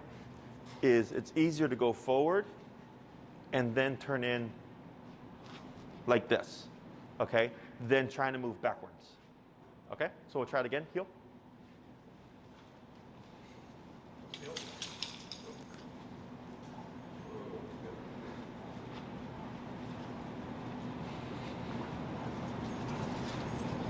Right, and then you're gonna turn, there you go, that's fine. Yeah, much easier. Good, and then you have your leash short, right? There we go, right? And you want to hold it, because remember, you'll break fingers that way. There you go, now relax, there you go, good. So right there is perfect, because Arthur has it short. He's right there, but there's no tension on that collar, right? So if someone were to come, and you know, this shouldn't happen, and they're like this, he has very little, and relax. Remember, you don't do anything until he does something, right? Is if they walk right by, even if you try to lunge, he's got no. So there should be no movement from any of us, Arthur or any of us, if he's doing nothing. Correct. Okay. That's why your job is to watch him. So look at that open mouth. Very, very obvious right there, right? How his mouth is nice and open, nice and relaxed. So let's try that again. Shouldn't be pulling up on them. Just nice and relaxed. We're walking by. But even there, this is bad habit. The going up, right? What you did earlier was perfect. So, let me see, pull up on your leash. Grab here. And then do your lock. Perfect. Okay, now relax. Okay, because remember, if he lunges, that's only as far as he's gonna get, right? So here, if you have it that short, there's no tension. So even if that person did come this close, if he tried to go forward, he's not going to get far. And then what I do is if I'm standing next to Remington, you can even do this. So you can see the face, okay? Because here, it's hard for the owner sometimes to see what's going on here, right? So then, as long as they're like this, and the leash is short, but again, I can watch like this to see if there's any changes. But don't get tunnel vision, because that can happen in the beginning. If they're focused here, next thing you know, where'd this dog come from? Okay? As long as that mouth is the biggest giveaway. The moment you see that mouth start to close or the lips start to lick, loading tension, potentially going to become reactive. Okay? Now, you still don't tap. Okay? Because just because he's closing his mouth doesn't mean anything. It just means that he's getting stressed within the moment. If the dog passes and nothing happens, he learns, oh, a dog can walk by me, and I might get stressed, but I don't need to become reactive, and I also won't get tapped. I won't get tapped because I'm being good, I'm not doing anything. You can't just automatically tap it. No. He's not going to like attach it to like the potential behavior of being aggressive. Right. He would have to start lunging and barking before you can trigger, or if you feel like he's escalating. So like, let's say he's got the open mouth, right? he closes, he starts to like do this. You see that shift? Yeah. Now it's becoming more threatening. Now you can remote. And then back to this again. But Oh. I think it'd be detrimental to tap in if there's not a negative action. Correct. Because But then he doesn't know what he's doing. correct, unless he's moving forward. Right. Okay? The same with the pulling on the leash. No pulling unless He's doing something. doing something or in the process of doing. So when we brought you guys each one by one to handle Remington, remember this little thing that he did? And then what do?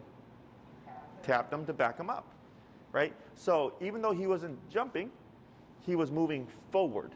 That's the thing, forward, right? So if Remington's here, relaxed, he closes his mouth, can't do anything, but then you start to see this kind of forward with the chest or the ears or the hackles. That's all technically forward type motion. You could remote there to stop the process to de-escalate him. Right. I just want to make sure we all know not to tap when he's behaving, because I think that's just going to screw him up. Right, yeah, I mean, but you're gonna make mistakes. Yeah. Now, I'll tell you this, just so that you guys don't get too, because it can happen, is if you tap him by accident, you're not going to screw him up.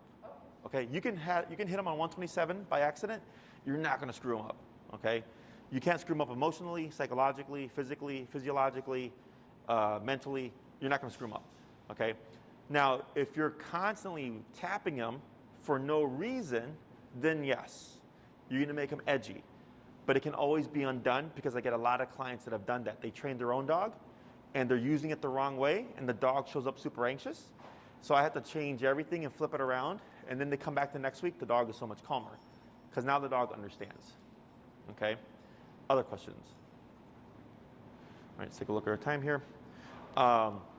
Let's go ahead. We'll do one more walk. And do you guys want to try it as well with like handling Remington? I mean, we're not going to see him blow up. Like, Yeah. I'm like 95% sure there's a possibility.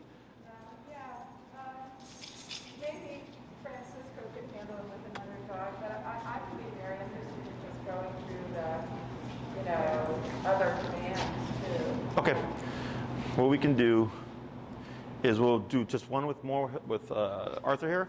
Switch Francisco and we'll just kind of run through the commands real quick. Okay. Yeah. So tap. So stay where you're at. Yep. It's because he stood up here, right? So we're gonna try that again. Good. And go up, right? Now going to shorten your leash. Yeah, use that knot as your guide. There you go. Okay. So whenever you're gonna potentially see something, even if it's greeting another person, assume the worst, shorten your leash by habit. Because the more you do this, the next thing you know, it just becomes automatic. You don't even think about it anymore. Okay? So if I'm walking with Tango here, his mouth, now he closes a little bit. Now he looks a little bit.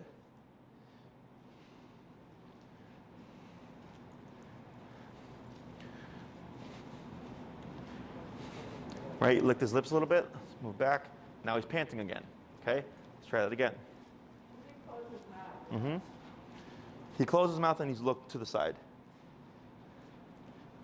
But there was no change there.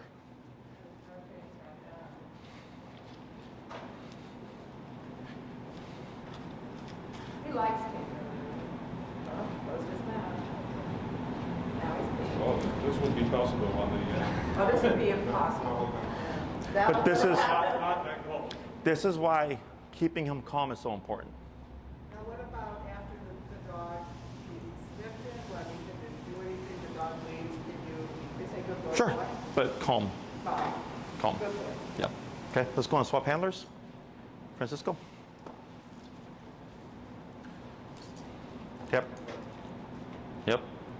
Good. Do I have to always tap or just I can correct with the leash? Always do the remote. The remote is meant for this, right? The leash is meant for physical, right? So if he starts lunging, leash gives you immediate physical control.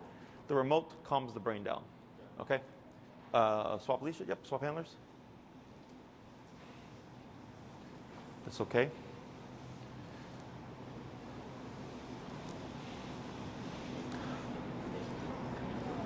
There you go. And what I'm gonna have you do here, Francisco, is just do heel, walk, and then come back right here, okay?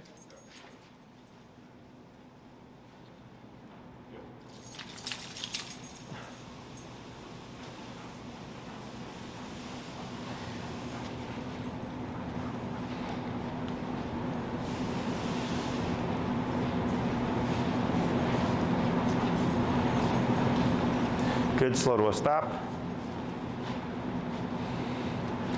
Tap for the sit, there he goes, good. Now up on the leash, there you go, now relax. Good, and relax here. Now you want to shorten your leash, right? Because you remember, we're going to assume that something bad is going to happen. So we're watching Remington here. Okay, so here, it's okay, relax. Now stand where you are. Okay, go ahead and take one step forward. Don't do no remote here, no remote. Now stop. Okay, what happened there? You got excited. Not excited. Relax. So, because you tapped him prematurely. So then when Tango came in, he thought, I'm going to get a tap because this dog's approaching me. So then he started to move backwards. And then you tapped him again. So then he started to get frustrated. Okay? Remember, if he moves backwards, you don't do anything. Backwards is good. Backwards means I don't want a problem with you. Okay? Forwards, forward-like, not good. Okay? So we're going to try that again.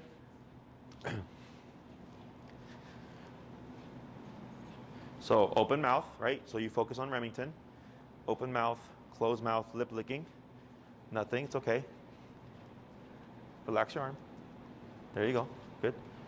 So why did he close his mouth there? Why? What? Why?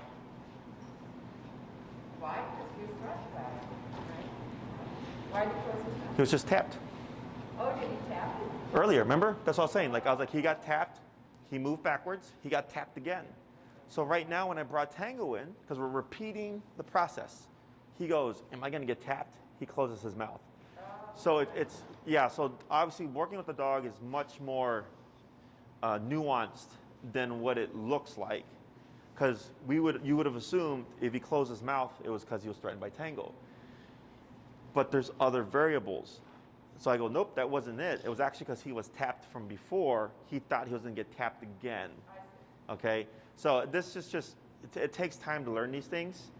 But I'm... But you're accentuating if we tap at the wrong time, if we tap when he hasn't done anything he should, then he'll question what he's doing. Yes, right? But this is why we repeat. Okay. Because now that I brought Tango, so we got the first time, Yeah. there was the mistap. Right. We did the second time, there was no tap. He thought there was gonna be. Nothing happened. So we do a third time. Nothing happens. He goes, oh, it must have been because of this. You know, yeah, like he won't obviously see it that way, but it allows the brain to process. So now nothing. Okay, he licked his lips earlier just from panting, not because of the moment. So when we do this, and then you'll see this in the video with the Doberman, we bring the Doberman in. He growled, I think, once. We corrected him. We're there for a little bit. We pull the Doberman out. Bring the Doberman back in again. Pull him out. Bring him back in again. So he's going, what was that tap for? The only thing I did different was growl. So if I don't growl or become aggressive, we should be fine. Okay? We're going to do one more, and then we're going to start with the other stuff.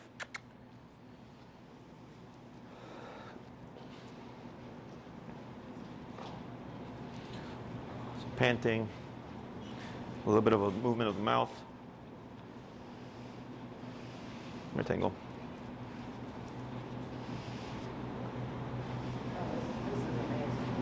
Okay. So, questions? I have, Yep. right now you're going in a control like this, but if there's a little dog running towards, I can get him to this position Yeah. and then just keep him, try to keep him there, and then just shield them from the dog. I'm sorry, was that last part? Shield them from the dog. Yeah, you might have to Myself in between. put yourself in between. You're probably going to have to kick. Because a lot of dogs are just running. Sure. And I'm not saying they're training, but he doesn't know that. Sure. Neither do I, like you said. You have to assume it's a threat. Okay, so Sometimes you can shield the dog just by this, okay? Because when they're running towards you, they're not thinking a foot is going to come in out of nowhere. So you don't have to actually kick them. Right, but I assume the worst because once that fight is happening, you can get bit, he can get bit, that dog can get bit, the other owner can get bit. Because if there's a dog fight and people are reaching in, like I've seen some pretty bad stuff, okay? And this here is because I know what I'm doing. This was a Great Dane, 130-pound Great Dane, okay? And I know what I'm doing. So I don't want to make you guys paranoid, but throughout 10 years of training dogs, I've heard many horror stories.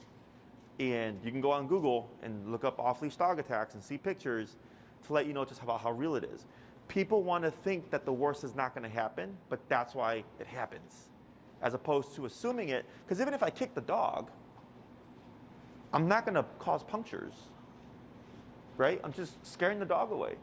But as soon as they become into a fight, and Remington's protecting himself, and someone randomly reaches in, he doesn't know who it is. And dogs bite the owners, not to be aggressive, because there's just too much craziness going on. Does that make sense? Okay, so we're going to cover the rest of his obedience here. I'm just curious, and not that we would want to test it, but just out of curiosity, if he were off the leash and like in this little area with the other dogs, do you think he would Does play? he play? I'm sure he'd be open to it. So when I introduce dogs together, it's very structured. So like with humans, like you don't just meet someone and like trust them with your life, Like let's say you invited me over and I just walked over to your kitchen and opened the fridge and grabbed a drink. What would you think? Yeah. Right? Yeah, exactly. You're like, who's this guy? But I'm sure there's people that you know, right? Friends or family that could come in and do that very thing and it wouldn't be seen as awkward. Does that make sense? Because you have trust and you have a relationship there. It's the same thing for dogs. People assume that when they greet dogs, they should just be best friends. But there's a process. So the way we go about it is to build trust in a relationship and gradually open the dog up, but doesn't mean he could meet any dog and play with them. Okay? So it's a very common thought process. Not everybody thinks I wondered if it was really specific to being on a leash or just off leash. There's a lot of variables. You also got to think that you give him something to protect because you're his family. Okay? Because they also talk about leash aggression. Yes. That when dogs are on leash, they're more aggressive with other dogs. Yes. Because you remove flight response. He can't run anywhere. So it's either fight or flight. So if I can't run, I'm going to defend myself. Okay? That's a new way, isn't it, Francisco? Where was Tango? What's that?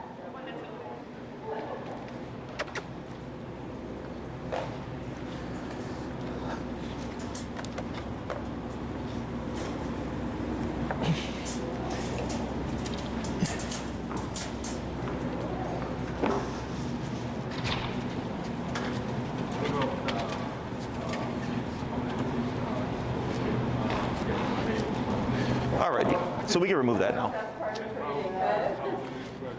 Yeah, when we give him a treat, do we ask him to sit, or? What I would do is he should technically sit automatically. Tap.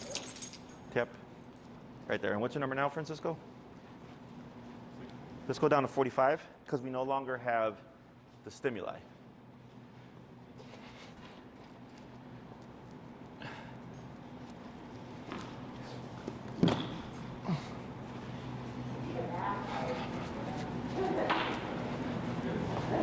All right.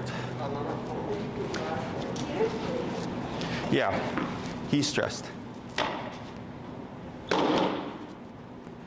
Okay, so here we have 6 commands. Do we remember the 6 commands? Play, Heel, sit, sit, stay, come. Come. 6. Okay. isn't break one of them? Break is technically, so we have 6 working commands and then 1 release command. But technically, yes, that would be a command, but it's you're done with your job. Okay. So we're gonna start with the easiest. So we've done heel. Place is the one I mentioned earlier, where you're going to send Remington to an object. Okay. Now the place command, you have to have an object so that there's a defined area. Okay? So you couldn't send him to a corner of a room because where does it end? Okay? Here, we have something that has 4 sides, right? So for Remington, when he's on there, he's like, as long as I stay within these 4 sides, nothing happens. Okay? Now, place, lenient, in the sense that he can sit, he can stand, he can lay down. I don't care what he does. Just don't step off of place, right? So growing up, mom said, go to your room. My friends are coming over. I don't want you to embarrass me. So, but I don't care what you do. My mom was very strict, and I know why I'm such a strict dog trainer. So yes, she would send me into my room. I don't care what you do. Read, do your homework, play video games, take a nap, play with your toys, clean up your room. I don't care, just don't leave. Okay, same thing here. Go here, I don't care what you do. Sit, stand, or lay down, but don't move. Okay, do not step off of the area. So this is easier for a lot of people because it's not so strict. Okay, because if I tell Remington to sit, so earlier, right, when you had him, he wasn't in a sit, he was in a heel, but he's supposed to automatically sit when you stop. And then 10 minutes went by and he got bored, right? We have to correct that. Yeah, the stay command shouldn't be used in the case like this, right? Correct. Now, if you said place and then you said stay, not the end of the world. But the way that I teach, we only say place, sit, or down. We do not say stay because it's implied. Go here, don't move. So if my mom said go to your room, the assumption was I can't come out until my mom said gives me permission. Same thing here. Remington, go to your bed. The assumption is you can't move until I give you permission. Okay? So here, when we're sending Remington to place in the beginning, you're going to have to use the leash first. Because one, you're going to have to transition this to his object. So if he has a dog bed at home already, he's not going to assume when you say place to go to that bed. Okay? You have to show him initially how to go there.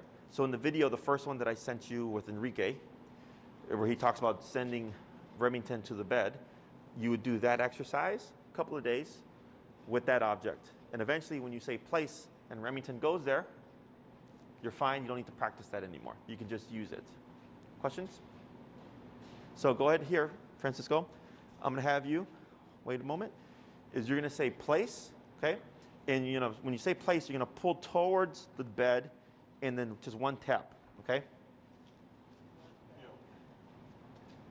Place.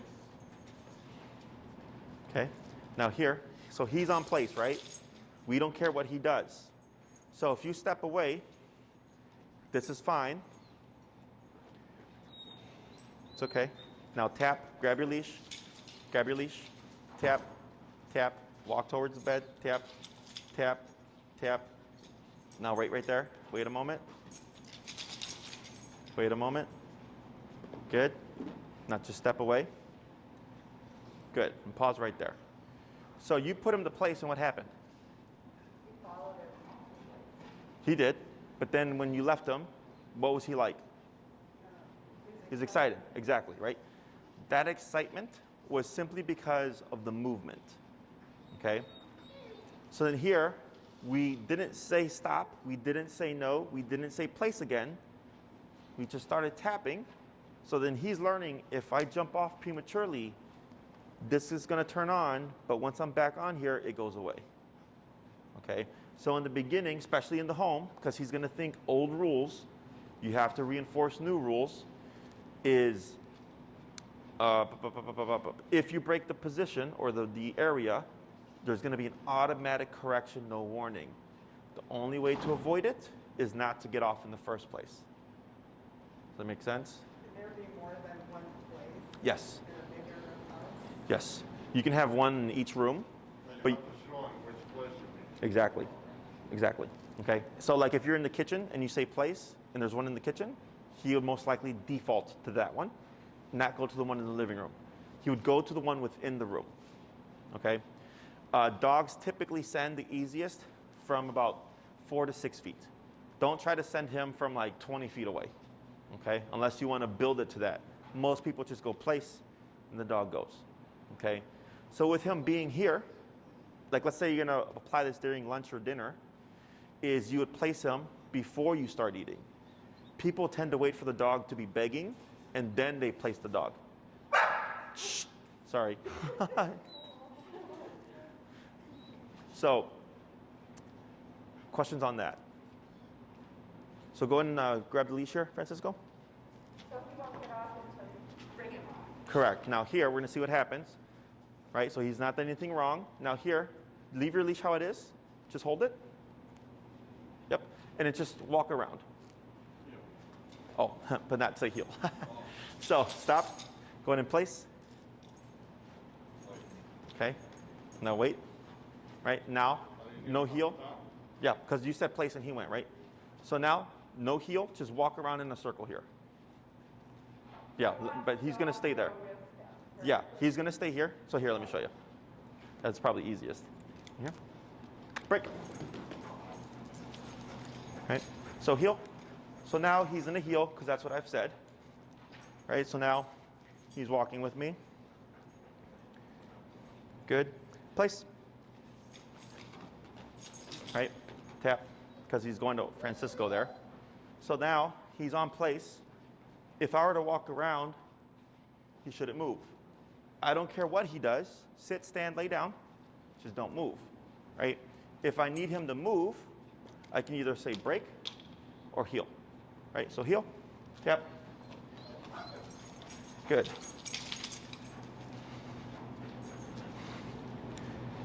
Place. Okay. So I don't even technically have to walk him there. Right? You go here, right? Because we've used a consistent object he's recognized, okay? So in the home, that's why transferring is important. He's not going to just assume when you say place to find the dog bed, okay? So then go ahead and have a seat, Francisco. I'm gonna walk through these commands myself here because we only have 9 minutes. Heel, tap. This is 45. That's just him getting anxious because Francisco's moving. Yeah, remember attachment stuff, right? Heel. So when I'm moving with Remington here, tap, good. If I were to move again, what would he do? He'd heel, yeah, right? Because that's the last thing I told him. I said heel. So his assumption is going to be to follow. So the only time I use stay is when the dog is either already in the position or from a heel. Okay, so stay means you don't move. Heel means you move with me. Stay means you don't move, right? So what we do is left hand, stay, and I step out with my right leg. So I'm differentiating for Remington. When I say the word heel, you move with me, Yeah. right? With your left leg. Correct. Then stay, you don't move. I'm out with my right leg. Okay? Because he's already in a sitting position, but he's not in a sit, he's in the heel. Does that make sense? Yeah. Because that confuses a lot of people. Because when I go heel, right, so I'm heel, I'm walking with Remington, I come to a stop, he does this, tap. What command is he in? Tap, tap, tap, tap. What command is this? That's heel. It's heel, right? But a lot of clients think sit. I go, no, I never said sit. I said heel. This is built into the heel. So if I were to move, he's going to want to move. So to differentiate, stay. Then I can step out. He doesn't move. Can you leave him there and he won't move? That's pretty good. Okay? But that's where consistency is key. Tap, tap, tap, tap. And then I go to grab his leash. His assumption is I can move now. Because a lot of time when people pick up the leash, they're thinking you're going to release him. But I never gave him permission. So if I overlook that and I didn't correct, he thinks, oh, when you pick up the leash, I can move then. But I never said break. Break. Now he can move. Right? Place. So now he's on place. He shouldn't step off of the area. What he does after this, I don't care. So I wouldn't say place, then down. Okay? Because it's no longer place. It's now down. But he's downing on the place. Does that make sense? But you don't care what he does. No, Because what happens is most of my clients place down, and then they forget. And the dog sits up, and they go, hey, you got to correct that. Your dog got up. They're like, oh, the dog's on place. I'm like, nope. You said place, then down. Your dog's on a down. But they forget about that, and they think the dog's on place. Place is lenient, right? So I personally recommend that you stay away from saying sit or down when you use this command. Just place. I don't care what you do. Just don't get off. Just staying in one place. Correct, right? Break. So now, if he goes there by himself, right? Let's say Remington is already on the bed on his own terms. He's not required to stay there. But let's say you decide, hey, I actually need you to not move. Stay. See that? Because he's already on the bed, so I can't, yeah, I can't say place, because place means go from here to there. Right. Stay. Stay in the position that you're in. That's how I use it, okay? But if you said place and stay, like it's not the end of the world, people do it. But it's just not the way that I use it, okay? So, break. You say break, it's off, are you doing that? No. We typically don't do remote behind break. So like, let's say he's on the bed, sit. Yep. Let's say he's on the bed, and you say break, right, from the command, and he decides not to move. Technically, that's okay. Because break means you're free to do what you want. He goes, all right, well, I'm going to just decide, I just decided to stay here. Yes, okay. Now, if you're practicing through the commands, of course, you want him to move because you want to repeat them. But otherwise, if you say break and he chooses not to move, that's technically okay. Okay? So like right now, Remington is now in a sit because that's the last thing I told him. I said sit. He was too excited. I gave a quick tap. He put his butt down. I don't have to say stay. It's implied when I say sit, you don't move. Correct. So earlier, when he tried to lay down with you and you corrected him, that's how you teach it. Okay? Even though he wasn't in a sit, right? He was in a sitting position, but he was in a heel. He tried to lay down. You said, nope, you can't do that. He was, okay. That's what teaches the dog to not move. Okay, that's what teaches him not to break position, because he did something outside of the command, there was a consequence. So he goes, oh, if I'm in the sit and I try to stand or lay down or anything outside of this, automatic correction. If I don't want to be corrected, I don't move. Okay, so I know it's a lot to like kind of think about, but if everybody is on the same page and consistent, it just, because he's limited to the degree of which he can think, right? So if everybody's doing something a little bit different, it's gonna just make this big mess. Okay, so just keep that in mind. You have to be on the same page. You have to be black and white. If Francisco were to be lenient with the heel, it's gonna start transitioning to the other people. Okay. How did you know he was the weak link? Honestly, it's the way he responded. He was way more excited for Francisco than anybody else. Okay, even with the corrections and stuff, like he was way more. You know, even when he was walking with them, he was way more kind of energetic, right? Because that's the association. And I know we see it as positive, right? but behaviorally, that's where you're going to see it work against you. Okay? Yeah, So. if I'm walking, I'm gonna enforce the rules, but I don't want him to get hurt. Yeah, you know, ultimately, at the end of the day, the one who pays for it is Remington, right? So I said sit about 3 to 5 minutes ago in nothing. Okay? So we have 3 stationary commands: sit, down, and place. Sit, very specific. You don't move. Okay? Down, lay down. Don't move. Remington, down, tap. Good. Okay? So if he doesn't do it, what you can do is you just step on the leash a little, like about here, a little bit of pressure. Correct. But that same rule applies. When I say down, you don't move. We don't have to say stay. If you do, not the biggest problem. Okay? Now down is more strict. It's this. No exceptions. No standing, no sitting.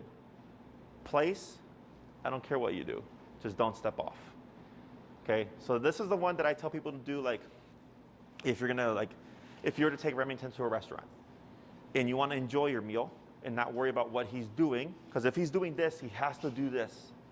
But if I have a towel or a blanket, place, and he goes there, now he has more options. I have less to think about.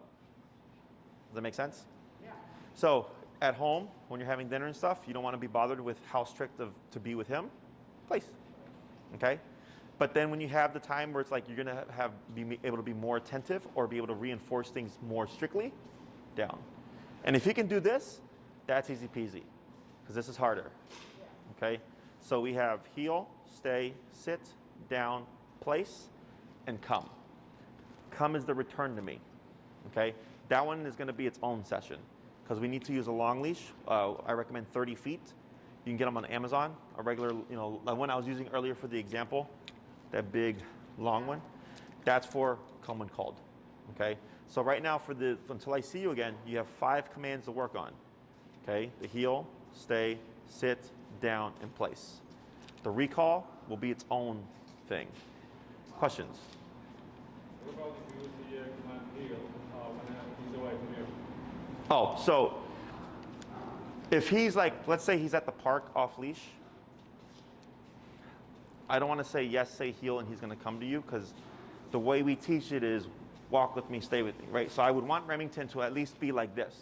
So if I said heel, tap, it's easy for him, because that was straight there. You see that? Sit, say. So if I were to say heel like this is incorrect. This is a come. It would be Remington, come, tap. Then he's here, right? Then heel. So it's like the bridge between the two commands, okay? For now, yep. Ignore the come for now, okay? Keep everything on the short leash. Other questions? So Jesse, we have, how does this work ongoing for this training? Do we have more sessions? Yeah. How does this work? Yeah, so then what you would do is your primary things to practice right now, because we want to prioritize behavior. Behavior is the most important, is we see how the reactivity is going, okay? If everything's going really well, and you're like, Jesse, we've had so many like close calls and stuff, but Remington has been a superstar. And I go, great. Come back, let's do the recall or the come when called, so I can show you how to practice that, so you can start practicing that, okay? If everything is good, you have, I forgot how many you have, but you have more follow-up, right? And you decide, can we wait till the spring because it's too cold, we're not gonna practice. I go, that's fine. Come springtime, Jesse, we wanna finish learning the other, like the control, we wanna advance his level of obedience. Because this tool gets you up to off-leash obedience, okay? But you have to practice, you have to like learn these things. Then we use those other classes to help close that gap. If for some reason you're struggling with reactivity, maybe in certain contexts, right? We go, what are the contexts? If it's an easy problem, I'll email you the solution and say, put your number to 85 and do this, right? Have you practice that? And you're like, Jesse, it's still a problem. And I'm like, what are you seeing? And you're like, this, right? And I go, okay, now let's schedule a follow-up. Okay, so because this is simple. It's an aversive. It's meant to stop things. So if he's lunging and barking and I go to 90, pop. He's gonna just stop. That's what the aversives do, right? The control, the obedience is so that we don't see those things. It's preventative. But if you turn the corner and it happens, and you just like, boom, and he just calms down and keeps walking, there you go. Simple, okay? So it's really play it by ear. But if the reactivity and all that stuff is going well, you have the control, he's doing awesome, you can schedule the follow-up whenever you need. You can schedule it right away if you want to keep learning stuff. If it's like, we're not going to practice because it's too cold, wait till the springtime. If something pops up in between now and then, you just let us know. If it's an easy enough solution, I'll just email you. If it's something where I'm like, yeah, I should come by, then we schedule a session. The one fear I have is when you round a corner and there's a dog there, it's so fast. Yeah. It's so fast. What you can do is, if I'm going to make a right, is curve out to the left to give more gap, right? So if I'm curving around the corner like this, I can see more. As opposed to if you're hugging right next to the building and you turn, you can't see anything, okay? So hugging out, so then if I'm gonna turn left around the building, I hug out this way to give myself space to see that corner. So then you're both not caught off guard. It's also happened when I've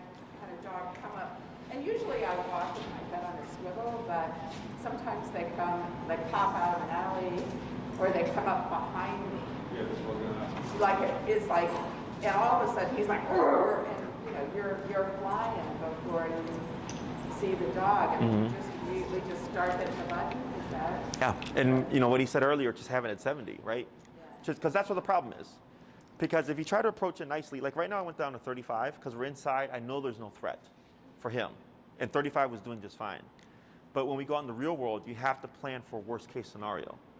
Okay, so if I'm already at 70 and like maybe he forgets to sit and I tap him on 70 and he yelps, I keep it at 70 still, okay? Because you have to think about worst case scenario. And if anything, if he's being tapped at 70 just for forgetting to sit, he's not gonna wanna be reactive because you're tapping him at a harsher level for a smaller infraction. You know, I had to do that with another lady. The lady's 70 years old with an 80-pound dog. The first time I met her, she was picking herself off the ground because the dog attacked another dog and it dragged her down and she had a black eye. Okay, so by the end of the second session, I told her your number is 100 for every little thing your dog does.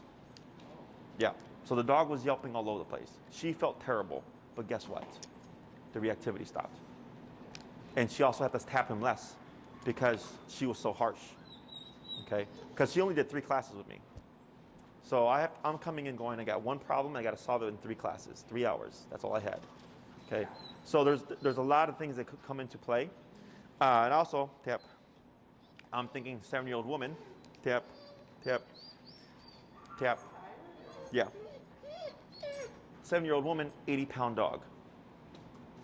Right? So it gets pretty complicated.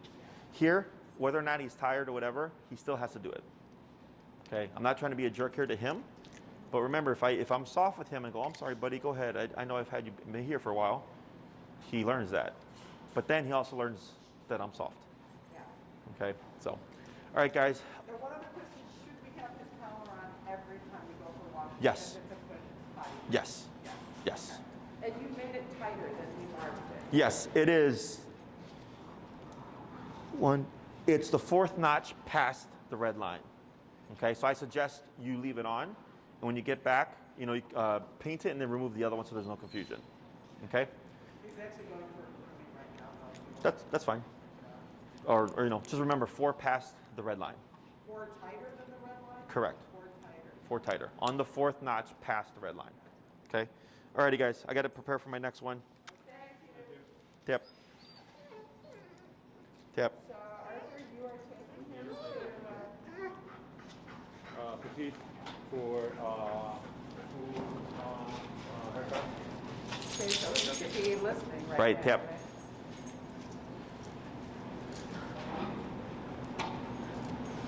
Tip. There you go. Like that. It's your job. Yes, he should be listening, but it's also your job to enforce because he's a dog. Okay? Anything else? All right, guys. It was a pleasure seeing everybody. If you have any questions, let me know. And then we'll get these uploaded. Once they're uploaded, I'll forward them to you, okay? Great.